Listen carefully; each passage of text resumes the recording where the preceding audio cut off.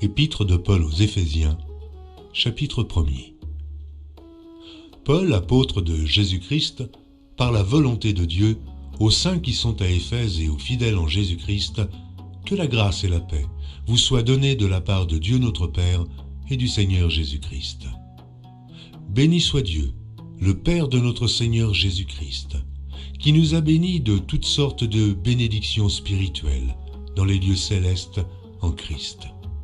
En lui, Dieu nous a élus avant la fondation du monde, pour que nous soyons saints et irrépréhensibles devant lui, nous ayant prédestinés dans son amour à être ses enfants d'adoption par Jésus-Christ, selon le bon plaisir de sa volonté, à la louange de la gloire de sa grâce qu'il nous a accordée en son bien-aimé.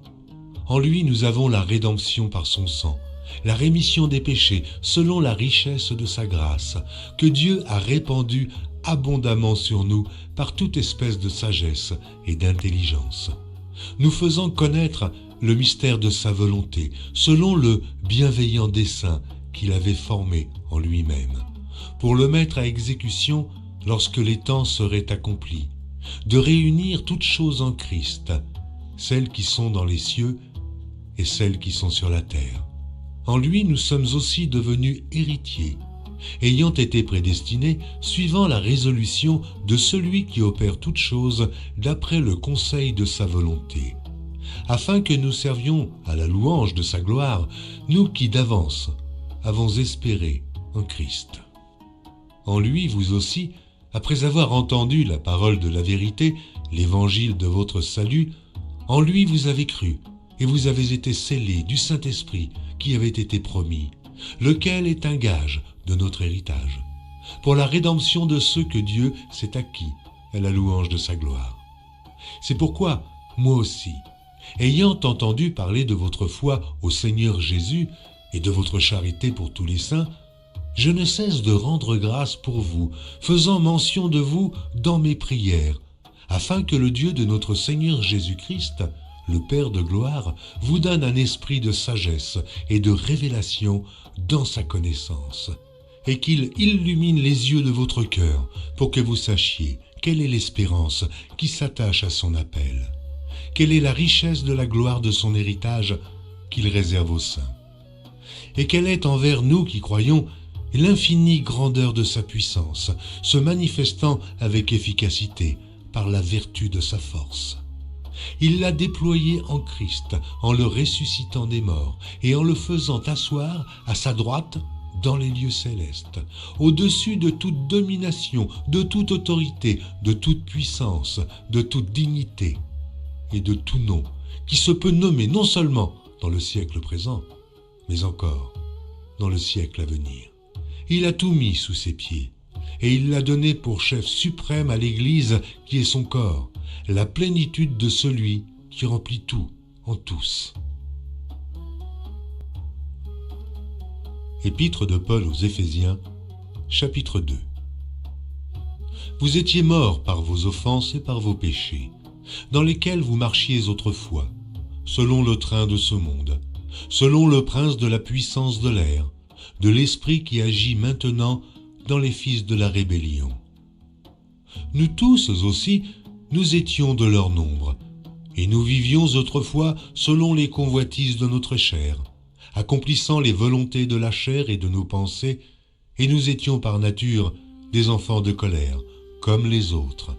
Mais Dieu qui est riche en miséricorde, à cause du grand amour dont il nous a aimés, nous qui étions morts par nos offenses, nous a rendus à la vie avec Christ.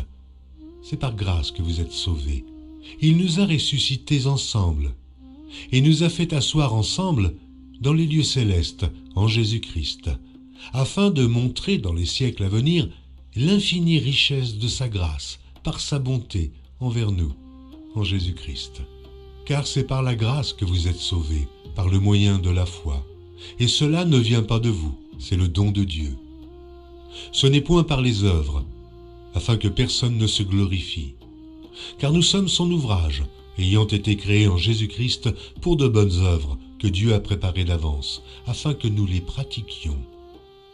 C'est pourquoi vous autrefois païens dans la chair, appelés incirconcis par ceux qu'on appelle circoncis, et qui le sont en la chair, par la main de l'homme, souvenez-vous que vous étiez en ce temps-là, sans Christ, privés du droit de cité en Israël, étrangers aux alliances de la promesse, sans espérance et sans Dieu dans le monde. Mais maintenant, en Jésus-Christ, vous qui étiez jadis éloignés, vous avez été rapprochés par le sang de Christ. Car il est notre paix, lui qui des deux n'en a fait qu'un, et qui a renversé le mur de séparation, l'inimitié, ayant anéanti par sa chair les lois des ordonnances dans ses prescriptions, afin de créer en lui-même avec les deux un seul homme nouveau, en établissant la paix, et de les réconcilier l'un et l'autre en un seul corps, avec Dieu par la croix, en détruisant par elle l'inimitié. Il est venu annoncer la paix à vous qui étiez loin, et la paix à ceux qui étaient près, car par lui, nous avons les uns et les autres accès auprès du Père, dans un même esprit. Ainsi donc, vous n'êtes plus des étrangers, ni des gens du dehors, mais vous êtes concitoyens des saints, gens de la maison de Dieu. Vous avez été édifiés sur le fondement des apôtres et des prophètes, Jésus-Christ lui-même étant la pierre angulaire. En lui, tout l'édifice bien coordonné s'élève pour être un temple saint dans le Seigneur.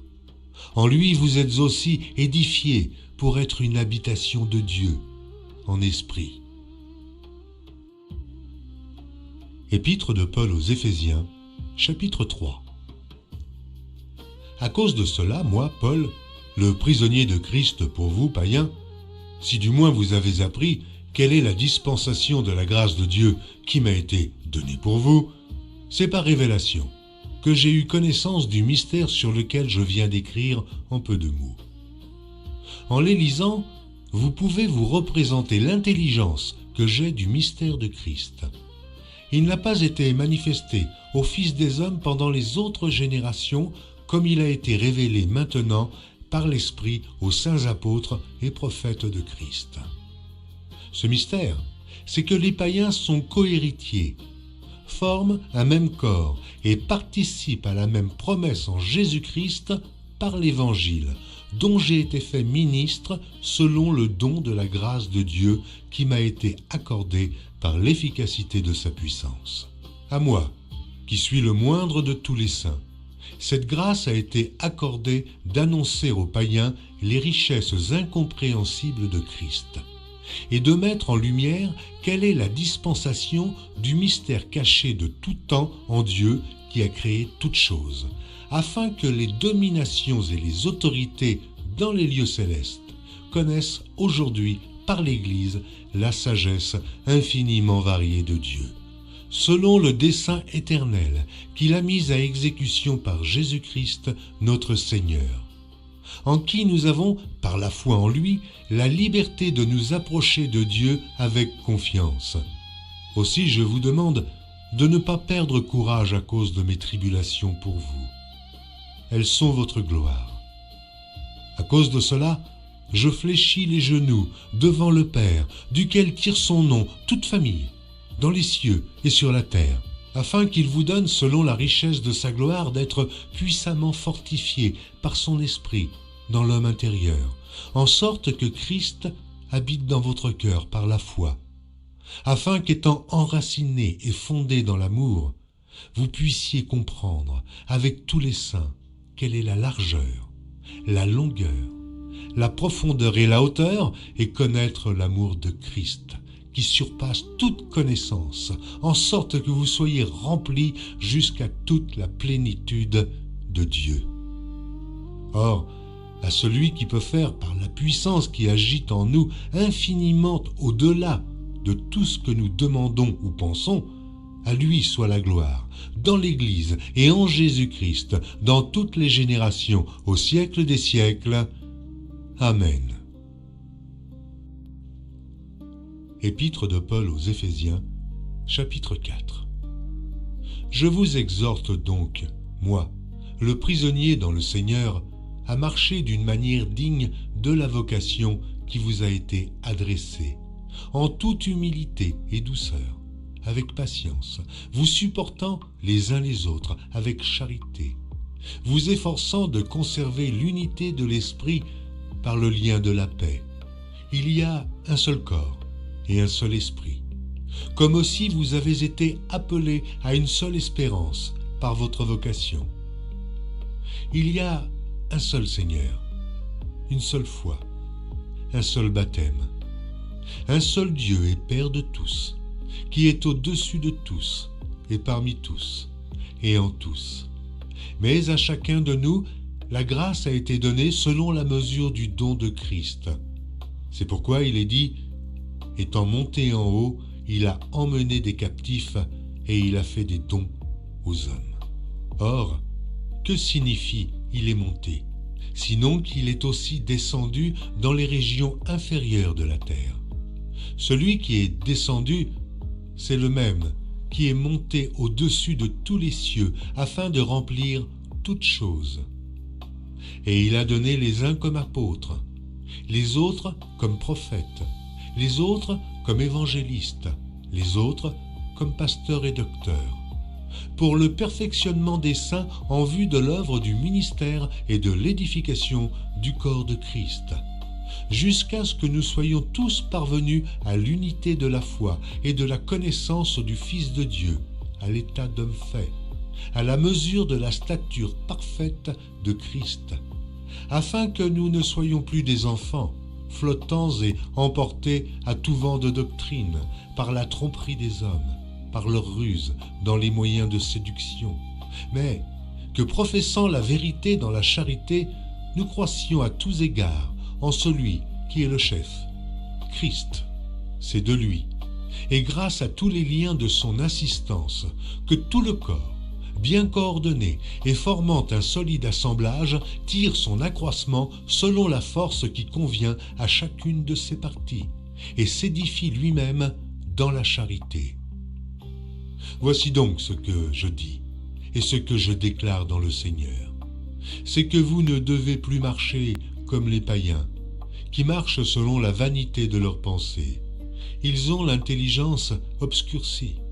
Ils sont étrangers à la vie de Dieu, à cause de l'ignorance qui est en eux, à cause de l'endurcissement de leur cœur.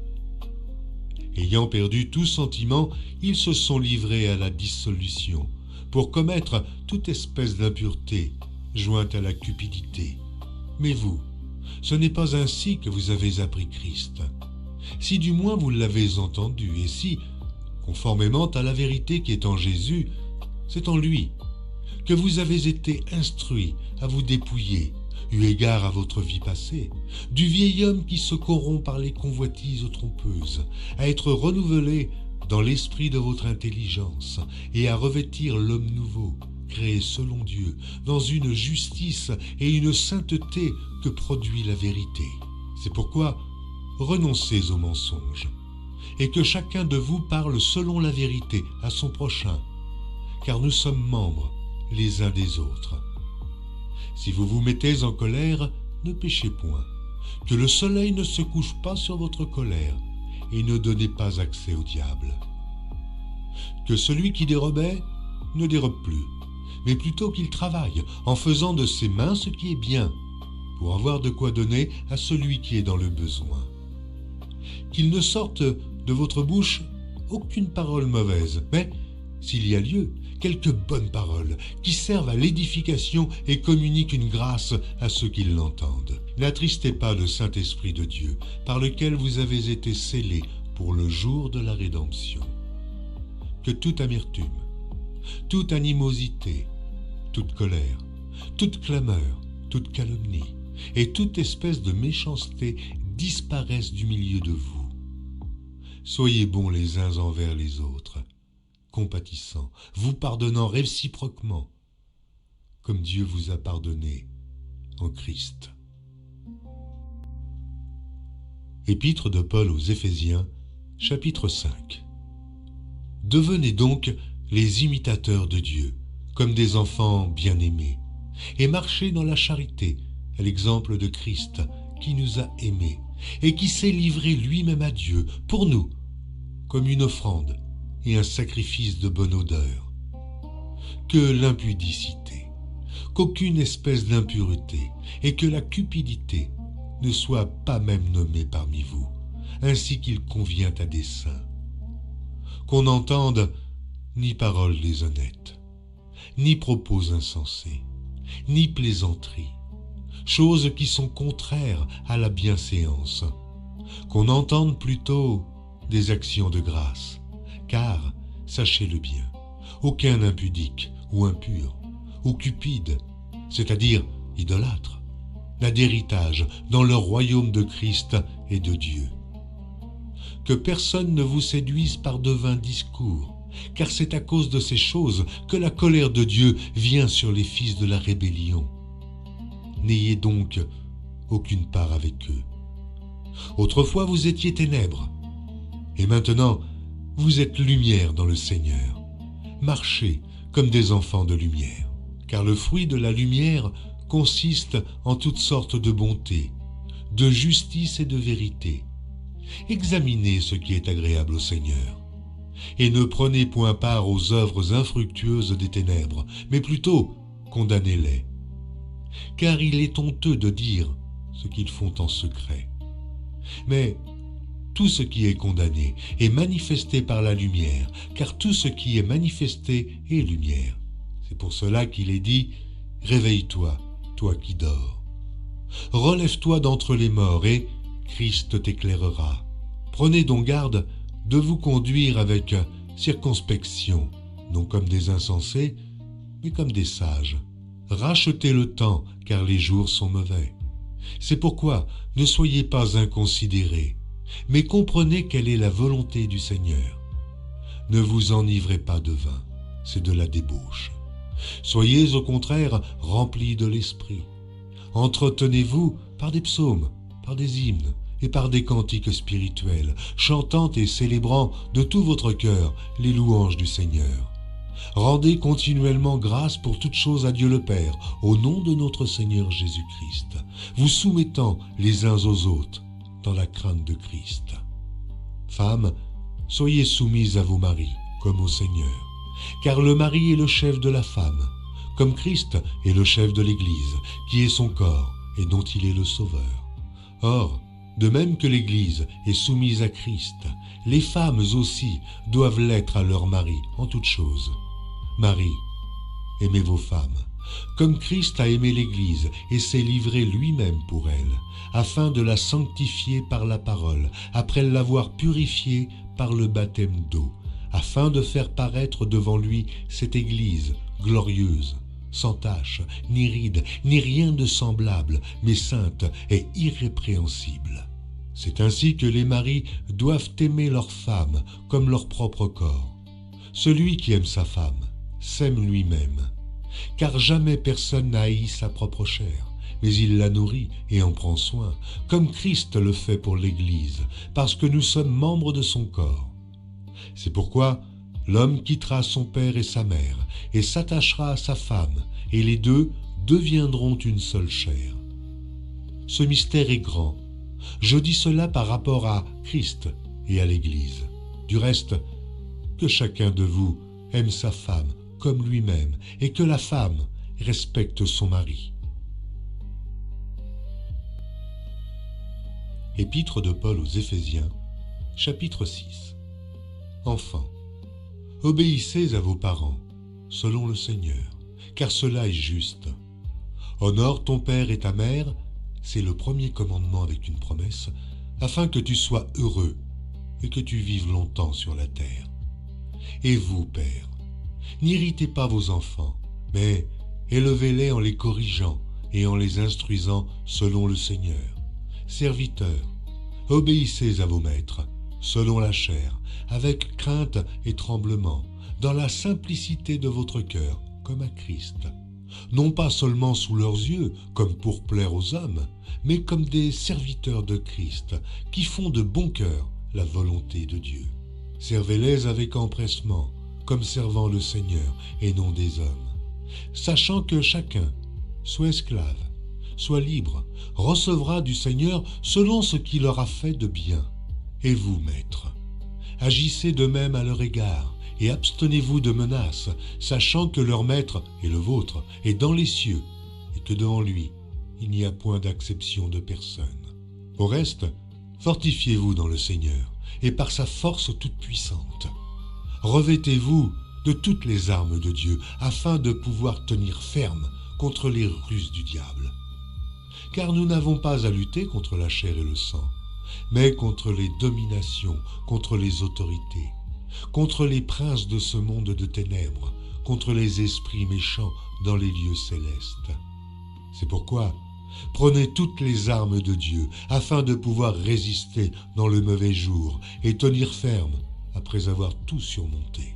Tenez donc ferme, ayez à vos reins la vérité pour ceinture. Revêtez la cuirasse de la justice. Mettez pour chaussure à vos pieds le zèle que donne l'évangile de paix. Prenez par-dessus tout cela le bouclier de la foi, avec lequel vous pourrez éteindre tous les traits enflammés du malin.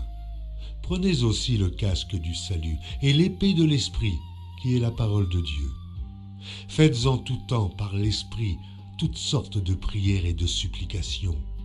Veillez à cela avec une entière persévérance et priez pour tous les saints. Priez pour moi, afin qu'il me soit donné, quand j'ouvre la bouche, de faire connaître hardiment et librement le mystère de l'Évangile, pour lequel je suis ambassadeur dans les chaînes et que j'en parle avec assurance, comme je dois en parler. Afin que vous aussi, vous sachiez ce qui me concerne, ce que je fais. Tychique, le bien-aimé frère et fidèle ministre dans le Seigneur, vous informera de tout. Je l'envoie exprès vers vous, pour que vous connaissiez notre situation, et pour qu'il console vos cœurs. Que la paix et la charité, avec la foi, soient données aux frères de la part de Dieu le Père et du Seigneur Jésus-Christ. Que la grâce soit avec tous ceux qui aiment notre Seigneur Jésus-Christ, d'un amour inaltérable.